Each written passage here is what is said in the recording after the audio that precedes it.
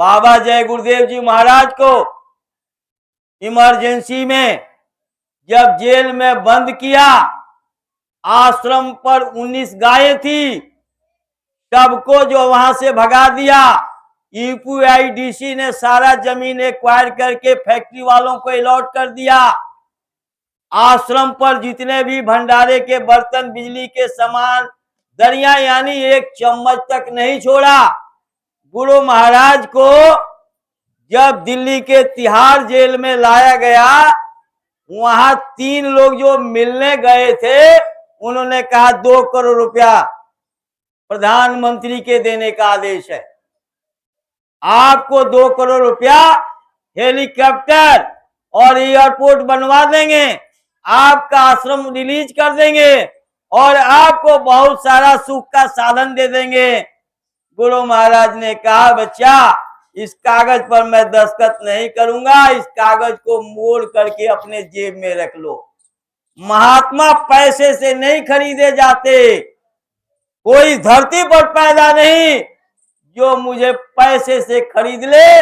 महात्मा प्रेम के भूखे होते हैं, महात्मा प्रेमियों के प्रेम में बिक जाते हैं। महात्मा रुपए पैसे से नहीं बिकते। अगर बाबा जी को पैसे से मुंह होता तो बाबा जी तो सोना बनाना जानते थे लोहा से। इसलिए आप सब लोग माननीय विजय पाल सिंह जी,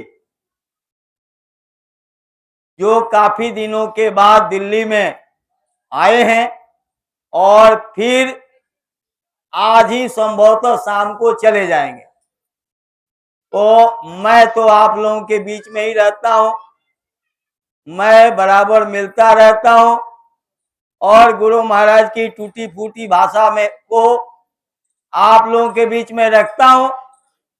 आप लोग माननीय विजय पाल सिंह जी से गुरु महाराज के और महाराज जी के आदेश निर्देश, सत्संग वचनों को, और जो लगभग 3 साल से बराबर महाराज जी के साथ काफिला में चल रहे हैं, उन सब चीज के अनुभवों को आप लोग सुने, समझें और ध्यान से एक एक वचनों को सुने।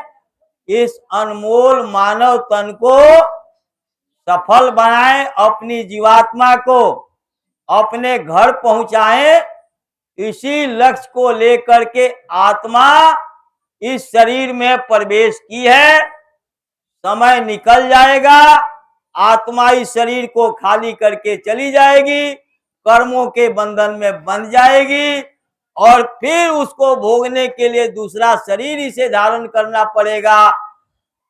इस तरह से बार बार जन्मना और मरना चलता रहेगा। आप सब लोग इस काम को खत्म करने के लिए पूरे महात्मा जिनको मिल गए हैं, उनके आदेश निर्देश में ध्यान भजन सुमिरन करें। बाबा जय गुरुदेव जी महाराज ने बड़ा मेहनत करके हम सब लोगों को पकड़ा। गुरु महाराज 10 जुलाई 1952 को ये मिशन जो है बनारस काशी से शुरू किया। पहली बार जो सत्संग किया 4 आदमी के बीच में, और उसमें विपिन बिहारी श्रीवास्तव ने अकेले नामदान लिया, जो हमारे रामविलास मौर्य के शिक्षक रहे, उनके इनको पढ़ाए हैं, जो अमर संदेश के व्यवस्थापक थे। और उसके बाद धीरे धीरे उनकी माताजी, पिताजी, फिर उनकी मौसी, इस तरह से गुरु महाराज जो है प्रेमियों के ऊपर दया करके और ऐसा कोई चमत्कार किया जिससे प्रभावित होकर के हम लोग जुड़े। गुरु महाराज के पास कोई गाड़ी घोड़ा नहीं, साइकिल से चलते थे। 1953 में 8,052 रुपए की गुरु महाराज ने एक फिएट गाड़ी खरीदी। उससे पहले 1952 में ही दिल्ली आए और दिल्ली में पैदल गुरु महाराज चल रहे थे। ओखला गांव में गए गुरु महाराज, वहां गुरु महाराज पैदल चल रहे थे। एक सेठ के हवेली के सामने एक बहुत बड़ा पार्क था। उस पार्क के एक किनारे जो है कुआं था। कुआं पर रस्सी और बाल्टी रखी थी। गर्मी का दिन था, गुरु महाराज को प्यास लगी थी। गुरु महाराज ने सोचा चलो यहाँ कुआं भी है, बाल्टी भी है और बाल्टी में रस्सी भी बंधी है, चलो मैं कुआं से पानी निकाल करके पानी पी के अपना प्यास बुझा लूं। गुरु महाराज कुएं के तरफ जाने लगे। जैसे बाल्टी और रस्सी उठाया वैसे सेठ अपने हवेली से निकले और सेठ ने जोर से आवाज लगा के कहा, अरे तुम कौन हो जिनके रोम रोम में खरबों सूरज चांद लटके, जो लोहे को सोना बनाना जानते थे, जिन्होंने राजा के बेटी से शादी नहीं किया गोरखपुर में, वो कह रहे हैं कि मैं रास्ते का राही हूं। ये नहीं कहा कि मैं बाबा जय गुरुदेव हूं, उन्होंने कहा मैं रास्ते का राही हूं, मुझे प्यास लगी है, मैं कुआं बाल्टी देख करके पानी कुएं से निकाल के पीना चाहता हूं। उसने कहा रख दो बाल्टी, यहाँ कोई पानी नहीं है, जाओ कहां कहां से आ जाते हैं लोग पानी पीने के लिए। और गुरु महाराज को प्यासे भगा दिया सेठ ने। गुरु महाराज जब वापिस जाने लगे तो गुरु महाराज के पीछे अपने कुत्ते को छोड़ दिया। गुरु महाराज किसी तरह वहां से चले गए और 1953 में 8,052 रुपया में फिएट गाड़ी गुरु महाराज ने खरीदी और 500 रुपये का उस सस्ते समय में तेल डलवाया और स्वयं चला करके गाड़ी लेके आए और उसी सेठ के घर के सामने, हवेली के सामने गाड़ी खड़ी कर दी। गुरु महाराज गाड़ी से निकल के बाहर खड़े हुए तो वही सेठ जिसने गुरु महाराज के पीछे कुत्ता छोड़ दिया था, प्यासे भगा दिया अपने दरवाजे पर से, वही सेठ अपने नौकर को आवाज दिया, अरे फलाना देख महात्मा जी आए हैं, 2 कुर्सी लेके आ। और एक कुर्सी पर गुरु महाराज को बिठाए, एक कुर्सी पर सेठ जी बैठ गए। फिर कहा फलाना महात्मा जी के लिए 2 चाय बना के ले आ। जब चाय लेके आया तो गुरु महाराज ने कहा सामने मेरे मित्र खड़े हैं, पहले मेरे मित्र को चाय दे के आओ। जब चाय लेके नौकर गया तो उस गाड़ी में कोई बैठा नहीं था। नौकर कह रहा सरकार यहाँ तो कोई नहीं है। बोले अरे जो सामने खड़े हैं। बोले महाराज ये तो गाड़ी है। बोले अरे बच्चा इस गाड़ी के बदौलत तो मुझे ये कुर्सी मिली, इस गाड़ी के बदौलत तो मेरे सामने चाय ला के तुम रख रहे हो। आज से 1 साल पहले मैं आया था, यही सेठ ने मुझे अपने कुएं से पानी नहीं पीने दिया, मुझे प्यासे भगा दिया और मेरे पीछे कुत्ता लगा दिया भौंकने के लिए। आज गाड़ी से मैं चल के आया हूं तो ये कह रहे कुर्सी पर बैठिए और चाय पीजिए। सेठ जी ने कहा महाराज मैं आपको पहचान नहीं पाया।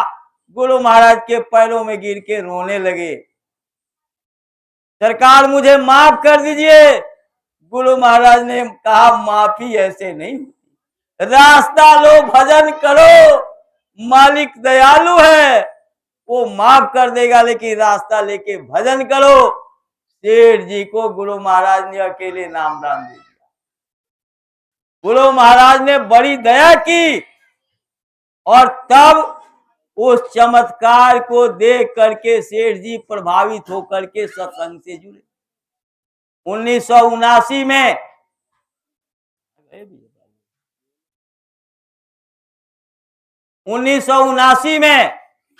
सेठ मदन लाल खंडेलवाल जिनका अस्पताल था मथुरा में बन रहा था, उनका एक प्लॉट था यहीं पंजाबी बाग में, ये रिंग रोड के बगल में। हम लोगों ने उसकी साफ सफाई की। गुरु महाराज ने कहा हम सत्संग करेंगे। सत्संग के लिए हम लोग सफाई कर रहे थे, गुरु महाराज थोड़ा जल्दी आ गए। मेरे भाई साहब से कहा मिश्रा जी जरा हैंडपंप चलाना। भाई साहब मेरे चलाने लगे और गुरु महाराज उस पानी को लेकर के पीने लगे। गुरु महाराज ने कहा मिश्रा जी पानी तो बहुत मीठा है। तो गुरु महाराज ने कहा पानी मीठा है। मिश्रा जी ने कहा सरकार पानी मीठा है लेकिन यहाँ के लोग मीठे नहीं। बोले क्या मतलब? बोले जब हम लोग इसकी सफाई करना शुरू किए तो सेठ जी के रिश्तेदार आके कहने लगे बाबा जय गुरुदेव के लोग आ गए सेठ जी का प्लॉट कब्जा करने। एक ऐसा पंडाल लगा था छोटा सा, और गुड़गांव के, सोनीपत के और आपके गाजियाबाद के और नोएडा के, दिल्ली के सब जगह के प्रेमी और ज्यादा से ज्यादा 30-40 लोग थे, समझे कि नहीं। और ये हुआ एक सेठानी आपके दादरी की कहने लगी सरकार बड़ी जोर की बारिश आ रही है। गुरु महाराज ने कहा बारिश नहीं, ये बच्ची कुछ और ही है। उसके बाद जो है एकदम से हवा उठी। गुरु महाराज ने कहा सब लोग इस बांस को पकड़ लो और जो बांस ना पकड़ पाए वो एक दूसरे को पकड़ लो।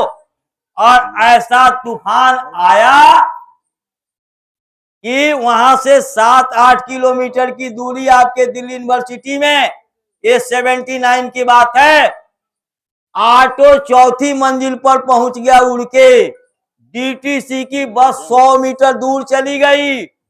ड्राइवर गए आइसक्रीम लेने के लिए साहब के लिए और साहब के बीवी और बच्चों के लिए 4 आइसक्रीम उसके हाथ में, न साहब का पता न एम्बेसडर गाड़ी का पता। ये हम लोगों के नजरों के सामने घटना हुई।